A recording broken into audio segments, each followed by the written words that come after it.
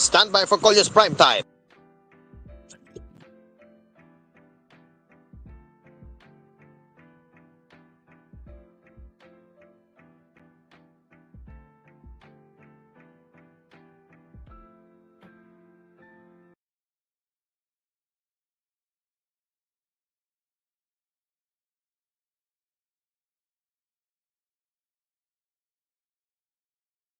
You are listening to Cool FM, live from Cool Studios.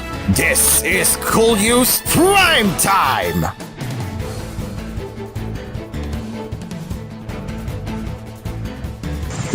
From the headquarters of Cool FM, I'm Tim Karaoke, and welcome to koolNews Primetime live here at the Cool Studios. Topping our news tonight, PNP to keep Kibuloy at Camp Crame despite transfer order. A Quezon City Court has ordered the transfer of Pastor Apollo C. Kibuloy and one of his 5 co-accused to the male dormitory of the new Quezon City Jail and the rest of the female section of another jail in the city. The PNP insisted, however, that they all should remain the PNP Custodial Center in Camp Crame, saying this is the following another court order from Pasig City.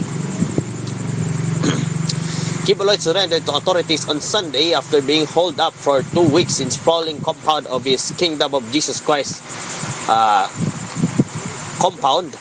He and Sylvia Semañez, Jacqueline Roy, and Ingrid and Pauline in Crescente, Canada face charges of sexual abuse of minors and maltreatment before Branch 106 of the Quezon City Regional Trial Court. Meanwhile, Pauline Canada was arrested in July in Davao City, where she remains detained. All 6 are also charged with the non-bailable offense of qualified human trafficking before Branch 159 of the Pasig City Regional Trial Court. Of course, in California, Kibuloy was also indicted in 2021 by a federal grand jury for various sex trafficking charges, including sex trafficking of children as well as conspiracy and bulk cash smuggling. The Federal Bureau of Investigation has a standing warrant of his arrest posted on its website, and the U.S. government has yet to formally seek his extradition. According here, Judge Noel Parel of the Quezon City Court in an order dated September 9 directed the PNP to transfer and commit Kibuloy and Crescente, Canada to the new Quezon City Jail in Barangay Bagong Silangan, and Semañez, Roy, and Ingrid, Canada to the female dormitory of the old city jail in Camp Karingal in Diliman. At the Pasig RTC, Kibuloy's lawyer, Israeli Torion, on Monday asked that his client either be placed under house arrest or transferred to the custody of the AFP, citing security and health concerns. According to President Marcos in an interview, Kibuloy has lost trust in the police because of their search operation at the KJC compound in Davao City and ensuing 2-week standoff with his followers. But the Department of National Defense on Tuesday filed a motion before Pasig Court opposing Torio's petition. According to Assistant Secretary Eric D. of DND's Legal and Legislative Affairs, told reporters that the allegations against the accused are heinous crimes covered by our civilian courts. It is only proper that the accused remain under the custody of law enforcement agencies and not with the military. Lee said Kibuloy and his co-accused are not members of the military and thus not covered by the General Court-Martial. But AFP spokesperson Colonel Francel Margaret Padilla said the military would fully adhere to the results of court proceedings regarding the Kibuloy case, explaining the PNP stand to keep Kibuloy and the others detained to Camp Crame. PNP spokesperson Colonel Jean Fajardo said, "We don't want to run the risk of transferring them to Quezon City since they might post bail. The PNP has no control over there." The Pasig Court, of course, had ordered the continued detention of Kibuloy and his co-accused at the PNP Custodial Center, and this is in contrast to the Quezon City's court order for their transfer. He said here to Fajardo that we just have to harmonize the court's orders, and said the PNP's Criminal Investigation of Detection Group will also submit its legal position to keep custody of Kibuloy and his co-accused. The arraignment is scheduled on September 13 at 8:30 in the morning. Pre-trial via teleconference is also scheduled that morning, but it's not clear why that proceeding will be held online despite all 6 accused being directed to appear in court.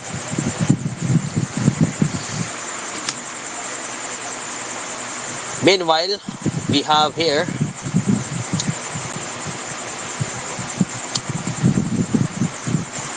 of course, Kibole's arrest a victory for his victims, says the House leader. House Deputy Major Tingog Party List Representative Jude Asidre, a proud supporter of the welfare and rights of children and women, says the arrest of fugitive pastor Apollo C. Kibuloy is a victory for the latter's alleged victims. According here to Asidre, we should not forget that this issue is not about the perpetrator. This is about the victims. It's about those people who were trafficked, those minors who were sent abroad. Of course, Kibuloy is the leader and founder of the Kingdom of Jesus Christ Church. He's facing charges of child abuse, sexual abuse, and human trafficking. He's also often referred to as a self-proclaimed appointed son of God and has many fanatical followers, and made the PNP operation to catch him at the KOGC compound in Davao City is a tricky one. Continuing by Sidre, ako honestly gusto ko lang magpasalamat sa pulisya for doing the hard work to General Torre. I really commend them because I know how probably hostile that environment was, but there was no letting down the rule of law. As for the controversial pastor, the neophyte Solon said, kung si Pastor Apollo Kibuloy man ang may sala diyan, nasa korte na yun. Natutuwa po tayo na finally, justice can prevail. Also in the news, village officials in Mandawi City cry foul over call of garbage trucks and collectors. Officials of a barangay in Mandawi City have cried foul over the recall of city-owned motor vehicles and city-paid job order employees for garbage disposal services. Barangay Gizo Captain Jesus Neri Jr. said the move with the city government to City Administrator James Califayan, recalling the barangay's 2 drivers and 1 garbage collector has severely affected its garbage collection. According here to Neri, we have only 1 garbage truck and it cannot be avoided that there are times that it breaks down. That's why garbage is not collected timely. The vehicles of the workers were called by the government on September 3, while the population of more than 10,000 people with 3 major hospitals and a mall. Gizos needs to have adequate personnel and a working garbage truck to prevent uncollected garbage from piling up. According here to Neri, before Gizo had only 44.3 hectares, but it has expanded to more than 80 hectares now. And added that their workers tasked to collect the garbage have complained of delayed salaries. During the press briefing, Neri showed uncollected garbage that have piled up beside the barangay hall. We have a weekly cleanup drive, so we try to ask assistance from the city, but we were just told the garbage trucks are defective, so what can we do? It is clear that what they did was political harassment. Onwano is Mandawi Representative Emery Onwano is rumored to be running against Mandawi Mayor Jonas Cortez, who is currently serving a 1-year suspension. That is said that he has been bashed on social media for uncollected garbage in the barangay. According to him, I have been repeatedly ridiculed on social media. I was accused of being remiss in my job. It was in 1997 when I first became a barangay captain here. I wouldn't last this long if I was not doing my job well. It is not easy to manage a barangay. Also in the news, earthquake swarms, high volcanic gas emissions persist at Canlaon. The PhilVox continued to monitor earthquake swarms and unprecedented sulfur oxide levels at Canlaon volcano on Wednesday. They detected 337 volcanic tectonic earthquakes over the past 24 hours as volcanic unrest persists, while gas flux increased to 9,985 tons on September 10. Volcano tectonic earthquakes are caused by the movement of magma beneath the Earth's surface, and the voluminous emission at Canlaon volcano has resulted in a 1,000-meter-tall plume that drifted south of the volcano. This year, PhilVox observed that the Canlaon had been degassing increased concentrations of volcanic SO2 at an average of 1,273 tons per day before the June 3 eruption. Since then, emissions have been particularly elevated, averaging 3,468 tons daily. He warned that prolonged exposure to volcanic SO2, particularly for communities directly down with the plume accumulation during low wind conditions, can irritate the eyes, throat, or respiratory tract. Those especially sensitive include individuals with asthma, lung or heart conditions, as well as the elderly, pregnant women, and children. So, they advise that limit their exposure by avoiding outdoor activities, staying indoors, and keeping doors and windows closed to block out volcanic gas. Oras natin mga kalamaw is now exactly 9:12 in the evening with your koolNews Primetime. So stay tuned for more news coming this after these words. Mga kalamaw, 9:12 in the evening.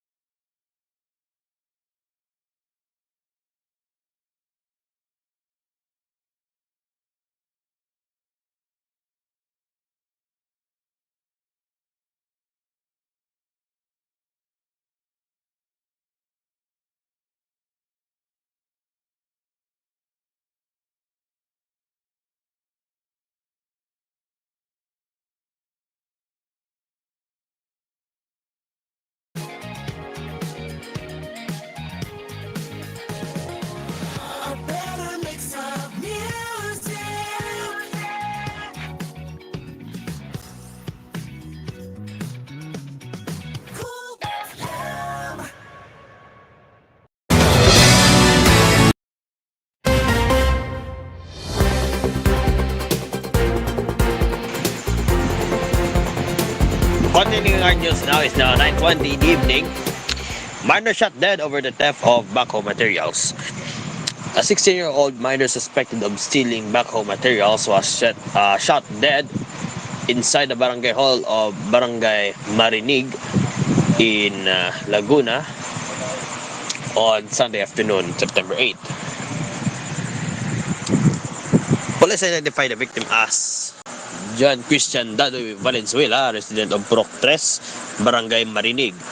Initial investigation said Aquilino Batiao, chief of Barangay Tanods, invited the victim to shed light on his alleged involvement in the theft of backhoe materials owned by Dennis Tatlonghari, also a resident of Barangay Marinig.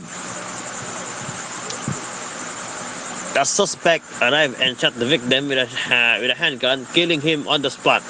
Tatlonghari fled on board with a green motorcycle, and the police are still conducting a follow-up investigation. Also in the news tonight,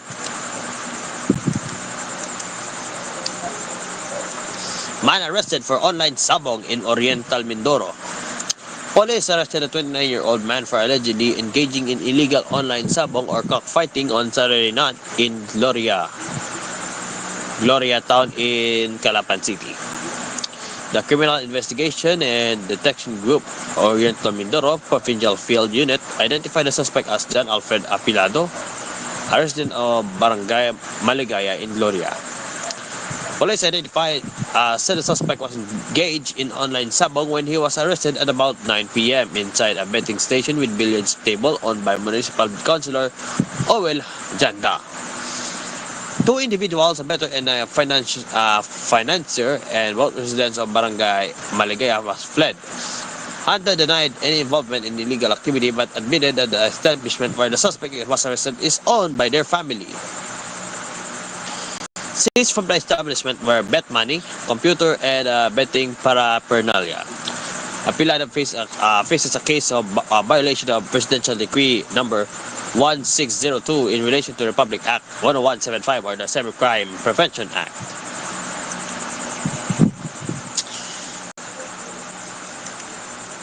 Also in the news tonight, man stabs friend to death in Tondo. A man who stabbed his friend to death in Tondo, Manila, surrendered to authorities on supposedly yesterday. A Manila Police District identified the suspect as Ryan Pablo, a resident of Bagak Street, Barangay 197 in Tondo, age 32. Based on CCTV footage, the victim, identified as Frankie Aguilar, was getting gas at a gasoline station in Tondo on September 7 when the suspect approached him and began chasing the victim. Pablo stabbed Aguilar multiple times in different parts of his body, causing him to collapse from his injuries and die on the spot.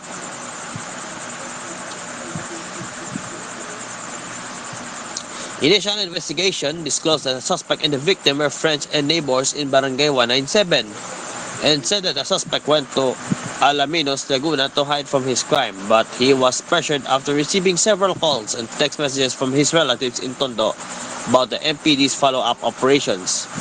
Pablo, of course, sought for help from his relative, who is a barangay chairman, in his town for his surrender, and now was turned over by Alaminos Municipal Police to the MPD, and now already detained and will be charged with murder.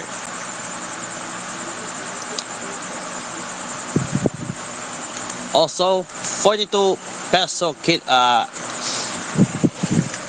per kilo rice makes from one a smile, but prices seem to go down further.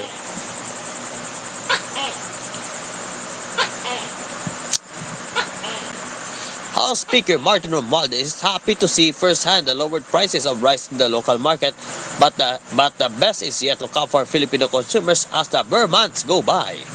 On Wednesday, Romualdez visited Guadalupe Market in Makati, as well the Farmers Market and Nepacue Mart in Quezon City, upon the invitation of the Philippine Rice Industry Stakeholders Movement, or the PRISM, a large organization of rice traders, the DTI, and the Department of Agriculture.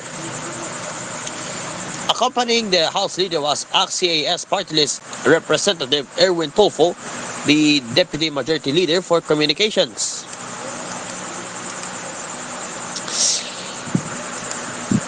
Romualdez has earned the moniker Mr. Rice, attributed the drop in rice prices to the effective interventions made by the Marcos administration to reduce the cost of the Filipino staple and to stabilize the food supply and protect consumers from price surges. According to Speaker Romualdez, nakita natin may 45 pesos kada kilo, meron din 42 for broken rice, yung well-milled 45, at yung talaga ang gusto nating makikita na pababa ng pababa ang presyo ng bigas. On behalf of the House of Representatives, we welcome this positive development. This is truly in line with the Marcos administration's commitment to ensuring that food, particularly rice, remains affordable and accessible for all Filipinos. Yung nakikita ko po namin dito sa factor, yung pagbaba po ng taripa from 35 to 15%. So natutuwa po yung mga retailers natin saka yung mga consumers natin. That's coming from Orle Manuntag, who cited the Executive Order 62 that President Marcos signed last June 20. The directive effectively reduced tariff on imported rice. Buoyed by the projection of the rice retailers, Tulfo expressed confidence that the rice will get even cheaper later this year. According to Erwin Tulfo, parating pa yung mga imported bigas ngayon. So asahan daw by the end of September, yung buong Metro Manila na ay may mga bigas na namura. Tapos sa mga probinsya, by October first week, meron na rin nangako ng GRECON, which is the Grains Retailers Confederation of the Philippines, na maaaring bumaba pa ito. Hopefully by December, by the end of the year, ay umaabot na para ng 38 pesos or 39 pesos. In addition, President Marcos' decisive action on rice tariff from Romualdez has also cited the initiatives of the House, which included collaboration with rice traders as a factor in the price kid of the staple food. And added by Romualdez, together with President and other stakeholders, we have been actively working to stop rice hoarding and price manipulation. I would like to commend the rice traders who have responded to our call and make rice affordable and available for everyone. The Marcos administration is committed to implementing long-term solutions such as increasing domestic rice production, improving import regulations, and penalizing those involved in illegal trade practices.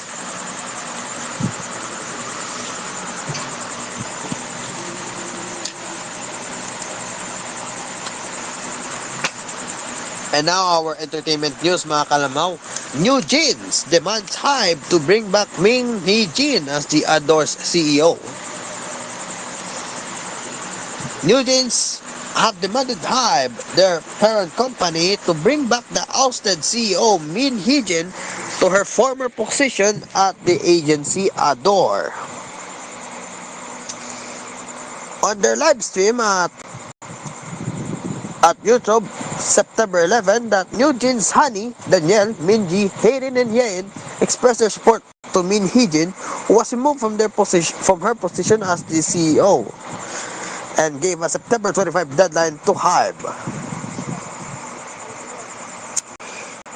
According to New Jeans Minji, what we want is the original form of management and production integrated under CEO Min Hee-jin. The reason we are making this request now is because this is the way to get along with Hybe. If our opinion has been conveyed well, I hope that Chairman Bang and Hybe will make a wise decision to return Adore to its original state by September 25. According here to New Jeans Danielle, even before debuting as New Jeans, all of the time spent together with Min Hee-jin, all of us felt that music we want to make and the world we want to build together, our vision was similar in so many ways with Min Hee-jin. So we're able to prepare each and every task with sincere hearts, and I believe it shows in our work. Putting our sincere effort into something is only possible because of the people that we're working with have trust in each other and have that same vision. Min Hee-jin is not only the person that produces our music, but someone who makes New Jeans who we are. She discusses even the small details with us and explains them in ways that we can understand clearly. New Jeans has a distinct color and tone, and this was created by Min Hee-jin. She's integral to New Jeans, and we all feel that she is irreplaceable. New Jeans, of course, during the meeting on August 27th, Adore hosted Min Jin, and she was replaced by Joo Young Kim, human resources management expert at Hive and a member of Adore's board of directors. And also, New Jeans, of course, headlined the Coke Studio Ultimate Fandom Concert in Manila last September 5. And mga kaalamaw, before anything else, here's our final quote tonight. Our final quote tonight from Winston Churchill. The truth is incontrovertible. Malice may attack it, ignorance may deride it, but in the end, there it is. That is from Winston Churchill. Mga kalamao, that is our koolNews Prime. Excuse me. That is our koolNews Prime Time. Thank you very much for your unwavering trust and support, and you can also listen to Cool FM for your news and information, and also you can send us a tip on tvh.philippines.news@gmail.com. Join us tomorrow at 12 noon for Cool News at Noon. Until then, this is Dream Car Karaoke, and you've been listening to Cool FM, the station that cares for you. Have a good evening, stay safe, and take care. Good night, mabuhay. And now, join us for your favorite love songs and your favorite music collection and automation right here on Cool FM. Oras natin is now 9:31 in the evening. Good night, mga kalamaw.